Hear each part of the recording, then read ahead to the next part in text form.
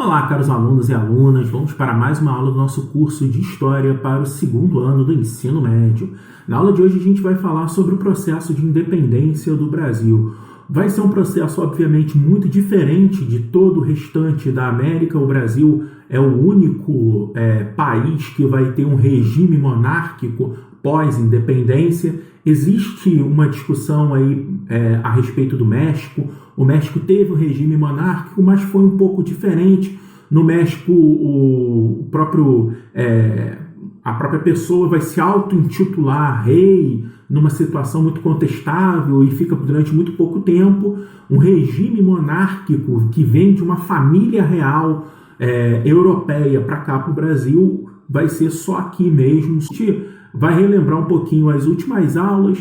A chegada da corte portuguesa para cá, para o Brasil, vai ser extremamente importante. Nesse momento, o Brasil ele vivia um certo ar de liberdade. A corte aqui no Brasil, Dom João sendo coroado rei de Portugal aqui, com o título de Dom João VI, o Brasil sendo elevado à condição de Reino Unido de Portugal e Algarves. Então, tudo isso vai gerar um movimento por parte de Portugal que vai culminar com a independência aqui no Brasil.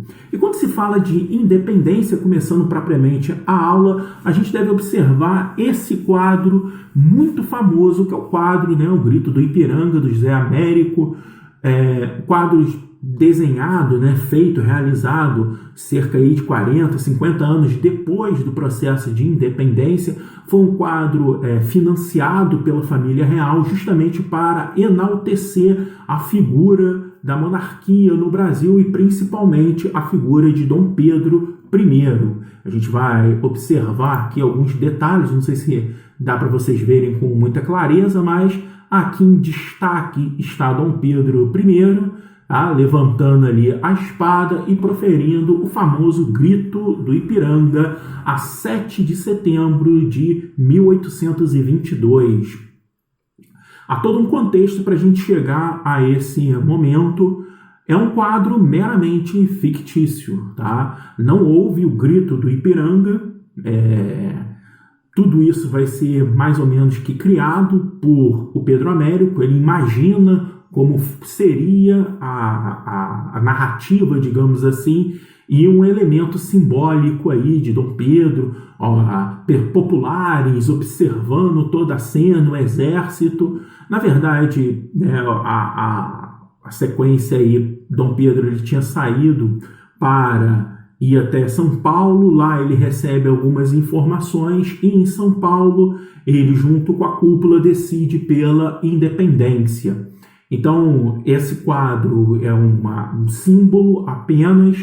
Não houve o Grito do Ipiranga, apesar dele ser relativamente famoso, dentro da leitura histórica. Algumas pessoas colocam isso, mas não tem relevância nenhuma o Grito do Ipiranga. A ideia é a gente perceber como as coisas vão sendo construídas dentro da política para gerar essa independência. E a gente começa aí em 1820, a Revolução Liberal do Porto, cidade extremamente importante lá de Portugal, no qual um grupo de liberais vão tomar o poder, digamos assim, e vão promover uma reestruturação do modelo político português.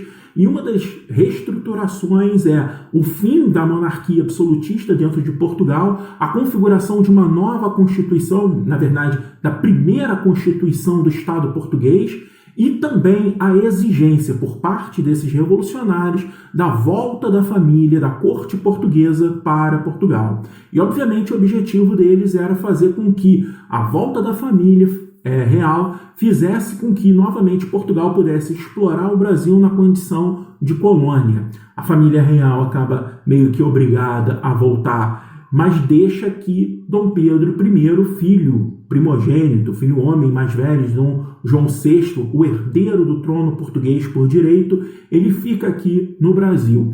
E ao ficar aqui no Brasil, é claro, há uma disputa de poder muito grande, uma disputa política entre aqueles que estavam aqui no Brasil há muito tempo organizando a colônia e tinham poder, a elite colonial, que tinha o interesse de manter essa liberdade, manter uma estrutura independente.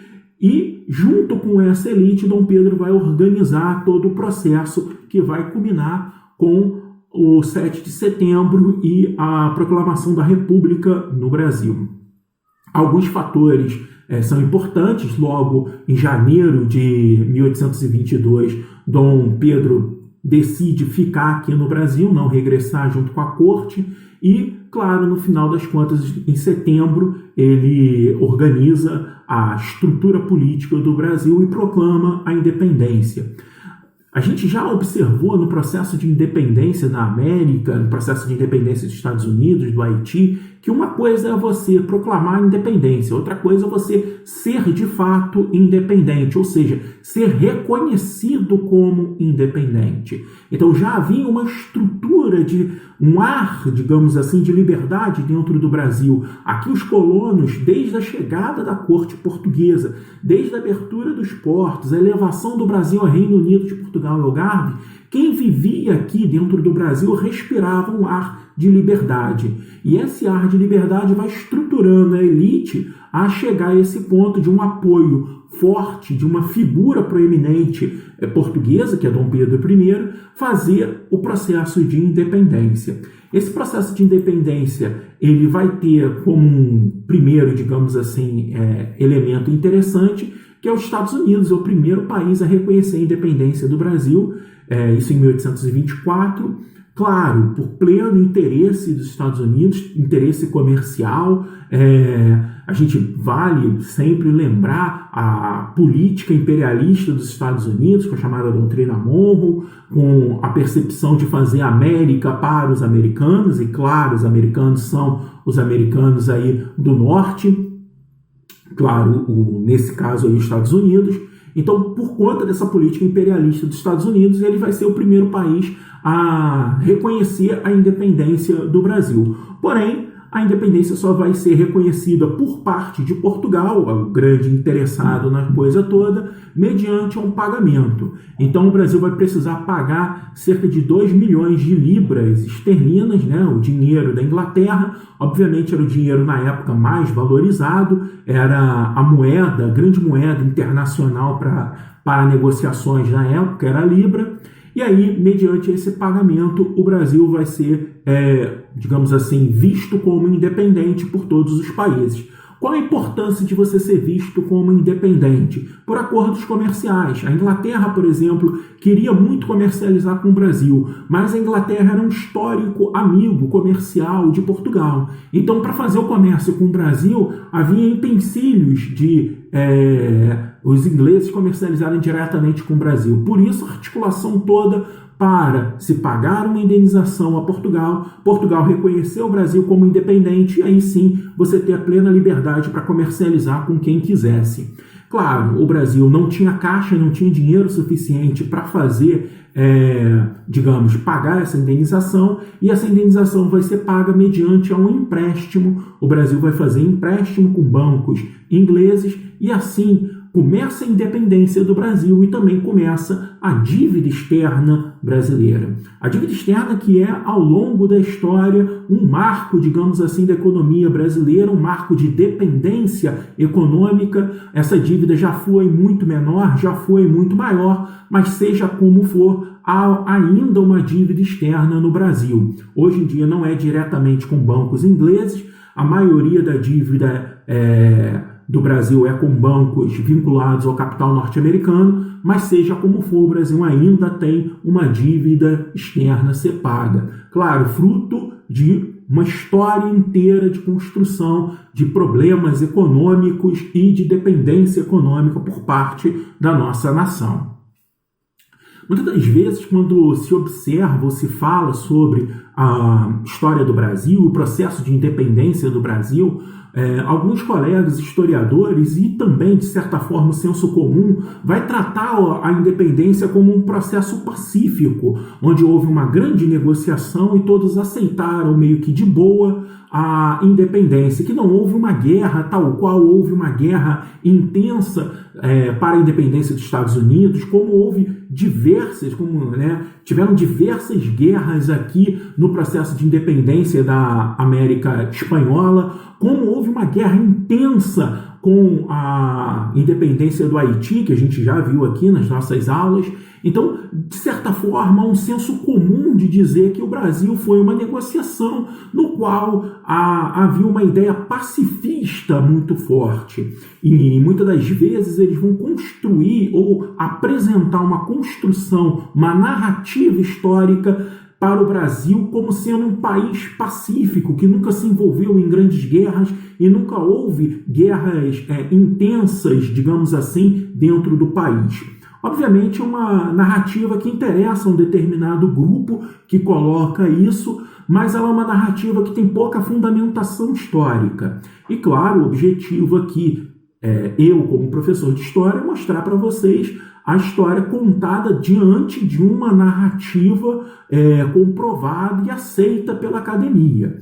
E nessa narrativa é de se visualizar o processo de independência através de batalhas. Eu vou destacar as batalhas, digamos assim, principalmente na Bahia, porque é onde vai ter um momento mais intenso, porém eu quero informar que em outros locais do Brasil recém-independente houveram sim batalhas entre tropas. Agora sim a gente pode falar mais ou menos em tropas brasileiras, apesar do termo ser um termo complexo, por uma situação que a gente precisa pensar um pouco depois do que é a formação do ser brasileiro. É algo que a gente pode refletir mais tarde em outro momento, mas a princípio um exército aqui do Brasil contra o exército português. Houveram diversas batalhas, principalmente na Bahia.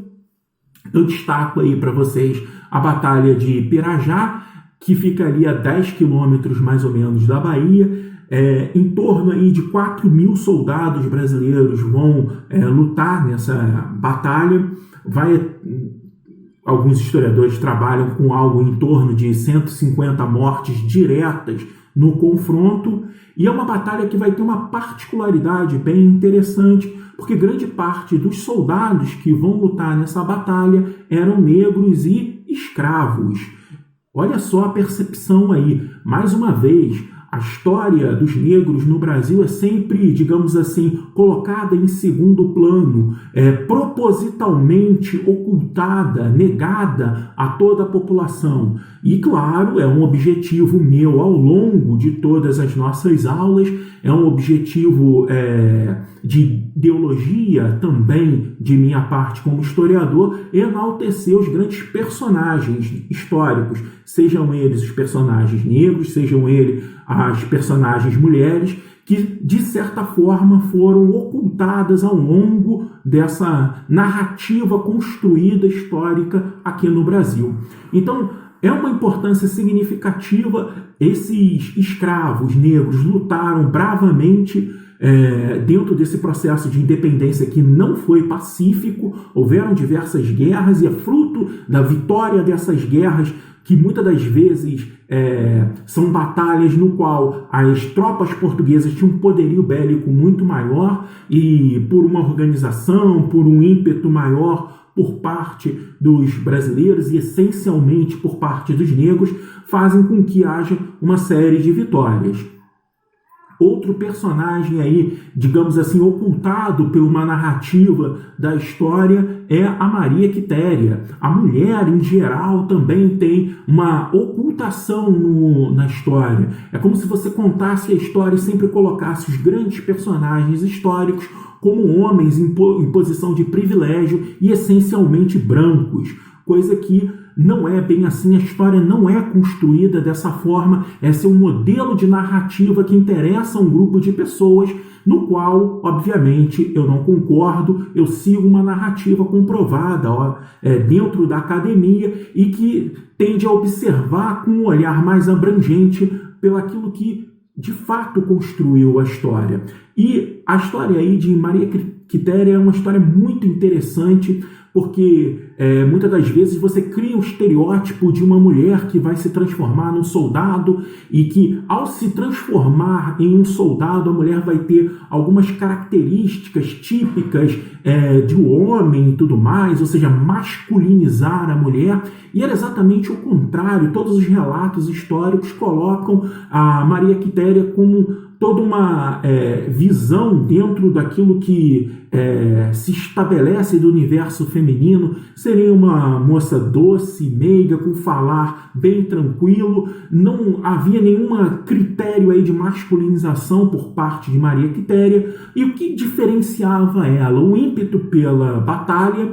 Ela quis partir e formar o exército brasileiro, faz isso contrário à vontade de seu pai, faz isso escondido primeiramente, pegando o uniforme de soldado do seu cunhado, se vestindo de homem para ir para a guerra, e depois ela acaba tudo sendo descoberto, e ela é reconhecida como soldado mulher por o general e pelo mérito exclusivamente dela, pelo manuseio de armas, pela vontade, o ímpeto da luta. Então ela vai conseguir as coisas que ela conseguiu, sendo um personagem, uma heroína da independência, através do mérito exclusivo dela. Um personagem muito importante da nossa história, que mais uma vez ele vai ser ocultado. É importante a gente citar mulheres extremamente protagonistas da nossa história.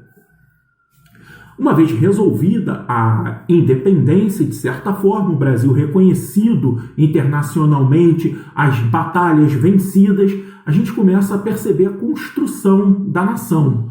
Uma vez independente, e agora? Agora a gente vai construir a nação brasileira, começar a construir o povo brasileiro, se discutir sobre isso. E uma das formas de você construir a nação é construir as leis, o corpo de leis, a Constituição. A primeira Constituição independente, a primeira Constituição brasileira é de 1824. E ela vai ser uma Constituição que já começa com um ar bastante autoritário, o que marca também a nossa história. A nossa história é eminentemente uma história autoritária, onde o autoritarismo está sempre em vigor, ora mais fortemente colocado, ora menos, mas há uma história de autoritarismo. E o que Dom Pedro I faz é um ato autoritário, vai ser uma Constituição essa imposta por Dom Pedro, porque em 1823 vai ser promulgado, vai ser organizada uma Assembleia Constituinte, onde os principais deputados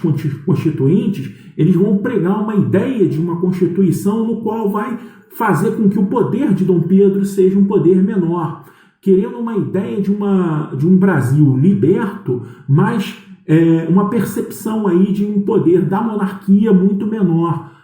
Isso vai, obviamente, descontentar o próprio Dom Pedro I, que vai dissolver essa Assembleia e vai construir uma Constituição no qual coloque ele no centro de todas as coisas.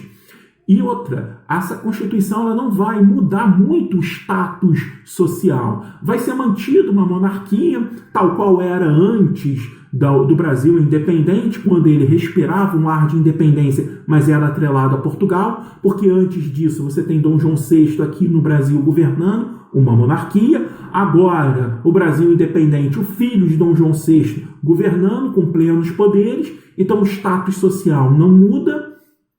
Assim como, em momento nenhum, vai ser colocado na pauta o fim da escravidão. Muito pelo contrário, a escravidão vai ser observada como um dos pilares para a construção da nova nação. É isso mesmo, a escravidão é um dos pilares para você construir um novo país, a mão de obra que vai construir esse novo país. Daí a charge que eu coloco ali, olha, o trabalhador vira e fala, puxa, depois da independência a nossa vida melhorou um bocado. E aí as pessoas ali, olha, extremamente pobres, passando necessidade, o que era antes uma pobreza grande, continua sendo para a maioria esmagadora do povo. Tá? e ali mais uma charge, uma brincadeira ali, vai se chamar Constituição, Dom Pedro segurando, até porque essa Constituição criada, outorgada por Dom Pedro, vai ser mantida durante praticamente todo o período imperial do Brasil. É uma Constituição que vai ter algumas características, como o poder, como eu já disse, centralizado nas mãos do imperador, através do chamado poder moderador, tá? E mais uma charge ali, olha, a Constituição é para todos, majestade? Pergunta a mulher, e Dom Pedro, no ar galante e tudo mais, como ficou extremamente conhecido, né, mulherengo, com várias amantes e por aí vai, Dom Pedro diz para ela, quase todos, eu estou acima dela, ou seja, o próprio imperador estaria acima da lei, a lei não se aplica ao imperador, uma ideia de centralização do poder muito clara.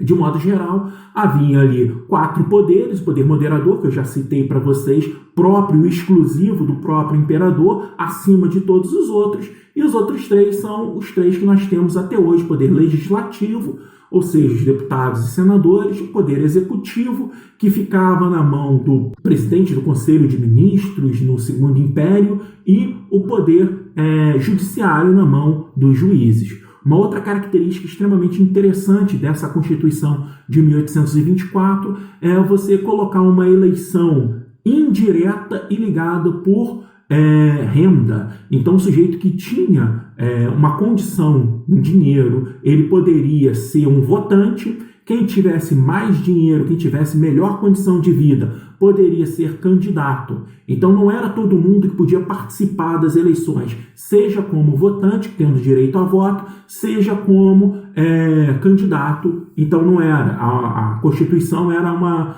forma de você montar o poder para a elite, exclusivamente para a elite. E, por fim, a Igreja Católica como religião oficial do Império. Ah, professor, não poderia haver outro tipo de religião? Até poderia existir, e existiu judeus, protestantes, tá? Que aqui no Brasil o pessoal gosta de chamar de evangélicos, existiam, porém você não poderia professar isso abertamente, né, em praça pública, e você também não poderia constituir templos. Todos os templos, tudo era vinculado à Igreja Católica. Sendo assim, se você tivesse um filho, para que ele tivesse algum tipo de registro, você tinha que levá-lo na Igreja Católica e batizar o seu filho. Assim você teria o registro de batismo e a existência do seu filho. Se você quisesse casar, para ter um registro do seu casamento, teria que ser dentro da igreja. E por aí vai, a igreja ligada diretamente ao Estado, e assim vai se manter durante todo